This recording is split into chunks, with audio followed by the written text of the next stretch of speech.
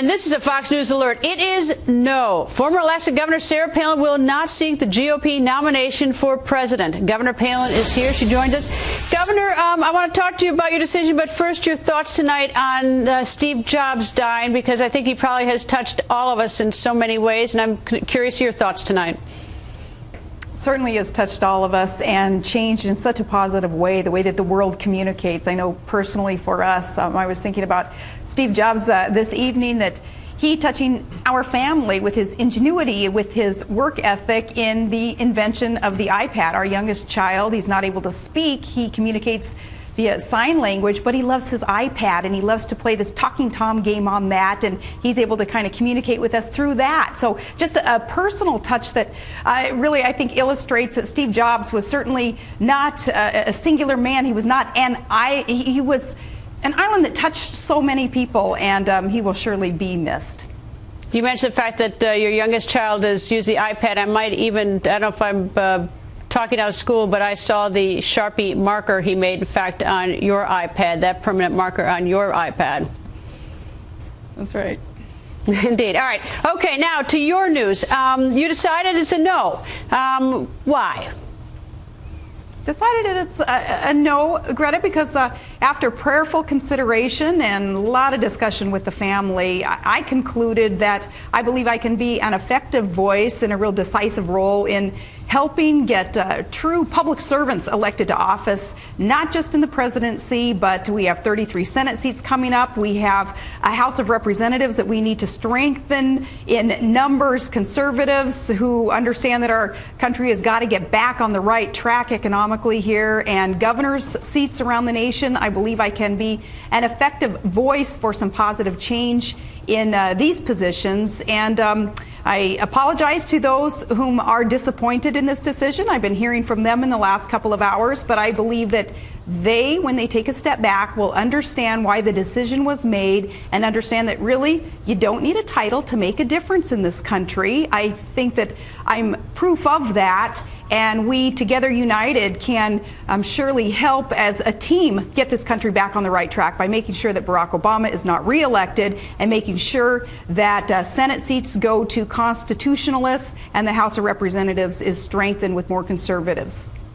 I can't even. I imagine in some ways, and I try to put myself in a guest's shoes, but I imagine in some ways it's a disappointment. The fact is, though, is that you are, a young woman, and there are, many more years for other future efforts to run for president should you ever want to. But is there some sort of a little bit of, sadness, or like, boy, I wish I could do it now? There was that sense through my own personal internal deliberations in making this decision. I would go back and forth about whether now is the time, and if I say no to the opportunity that's in front of me via running for office now, politically speaking, will I die? Will I be ineffective? But no, after making the decision today and making the announcement, I know beyond a shadow of a doubt, after great confirmation today too, Greta, personally speaking, I know that it's the right decision, and I know that I can join others and be effective in helping change what's going on in our country and helping wake up Americans to what is going on in our country. Did you watch Governor Christie yesterday when he made his 7 millionth no? And if so, what were you thinking as you were listening to him? I did. I watched that, Greta, and to tell you the truth, I made my announcement today in the format that I did because that was his 7 millionth no, and I didn't want to go through all of that. I wanted to, just kind of put the marker down and say, no, I'm not running, not have a big press conference about it, not make a big darn deal about it, because this isn't about me. And it's not about Chris Christie. This isn't about one potential candidate or candidate who is going to jump in there. This is about Americans who are understanding that we have got to get the right people in these positions of leadership in our country to get us back on the right track. We have to reduce tax burdens. We have to reduce onerous regulations that are chasing American jobs offshore. We have got to become energy independent. We have got to learn again how to not coddle our enemies, but how to embrace our allies around the world so that our world will be a more peaceful place. It's not about me, not about Chris Christie. It is about a team effort here in America to strengthen us again and to defend our republic. How How do you find that, or make the determination who that leader is within your party? Because the things that you just named, for the most part, is the Republican platform. There may be some sort of hair splitting. I know that they say Governor Mitt Romney and the health care, and they're poking at each other and fighting and jostling for position. But, what is it exactly that, how do you determine who's the best leader for your party? There is no one perfect candidate, and I want people to keep that in mind and not be extremely disappointed in a politician. A politician is going to let you down. They're going to make decisions that you don't entirely agree with, and you can't just lose hope in what that politician's ideas reflected and represent. We have got to be listening to candidates' ideas, understanding what their record is so that we know that their track record will give us a picture of where they intend to bring this country forward. But we've got to not just put all of our faith in an individual, or we will be sorely disappointed. Now, it's going to be through the debates and obviously through their campaign efforts that we hear their message, that we get to vet them and learn more about their records, and that's extremely important. It's a long process. Again, don't put all your hope and faith in an individual, but in their ideas and what they represent, the faith that you can have, that they know what they're doing and they can bring this country forward. Listening to the will of the people. I'm curious who called. I know that the minute I saw the Rick Klein ABC Note tweet, that's when I first learned about, so I picked up the phone to call to hustle you to come on the air tonight. But I'm sort of curious. I know that politicians are going to call you and talk to you and get your endorsement. Have you received any phone calls tonight from politicians? Todd has. Good old Todd. He's the one answering the phone and setting up meetings already for us, including a few politicians who would like to meet. And I do look forward to hearing more personally from these politicians. You'll have to ask Todd. Let him be a guest on your show some night, Greta. I mean, he's good. He'd be really good on the show. Is he there? I look forward to hearing these politicians. He is behind the camera, as a matter of fact. All right, well, let me just dig a little bit deeper right now. Let me see if I can pry and see if I can get any information out of you. Are any of the politicians who called, are they running for president now? Yes. Yes. I look forward to hearing from them. I look forward to working with them in order to maybe help them articulate their message even in more detail so that we can make that best decision of who our nominee should be to unseat Barack Obama.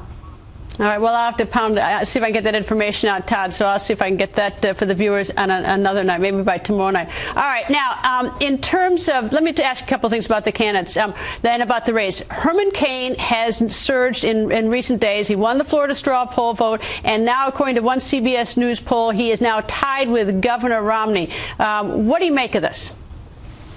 I'm not surprised. Herman Cain is not a politician. He has the business acumen and that background in the private sector, knowing how to create jobs and meet a bottom line and understanding work ethic. He's pulled himself up from the bootstraps. That's that Americana story that so many of us are intrigued with and impressed with. So look forward to hearing more details about Herman Cain's 999 program and what he proposes in terms of being able to reduce taxes even further and not look at taxes as just some kind of revenue generator so that government can grow, but shrink government, let the private sector grow the businesses.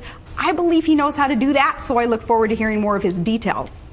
I imagine that in thinking of whether you'd run or not run, you looked at President Obama just from not necessarily in policies, but in terms of just his running for office. I'm curious, what do you think are his greatest strengths and greatest strength and greatest weakness as a politician going into this race? Herman Cain's? No, President Obama. President Obama, his weakness is his track record. It's been a record of failure.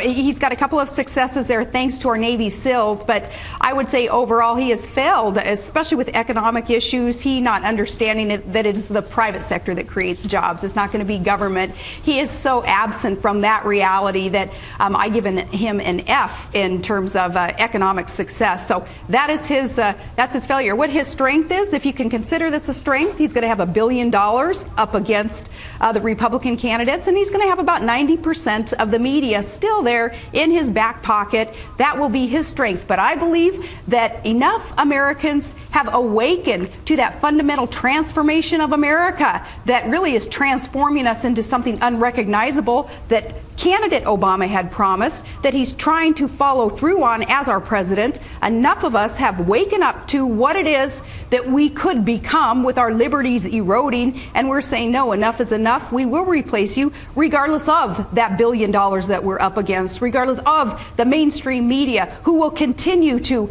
not only refuse to vet you and learn more about what makes you tick, Barack Obama. Regardless of all of that, people are awake. They want to change. They want positive developments in our country. We do not want to be a bankrupt, dangerous place to be. We will replace Barack Obama, despite those strengths, if you will, that he has. All right. I don't know if you saw it or not, but former Lieutenant Governor of the state of Maryland, a friend of mine, Kathleen Kennedy Townsend of the Kennedy family, wrote an article in which, in the headline, it said something to the effect that she agrees with Governor Sarah Palin on the issue of crony capitalism. But I'm curious, are you surprised to see a prominent Democrat sort of reach across the aisle and so publicly say that she agrees with you on something?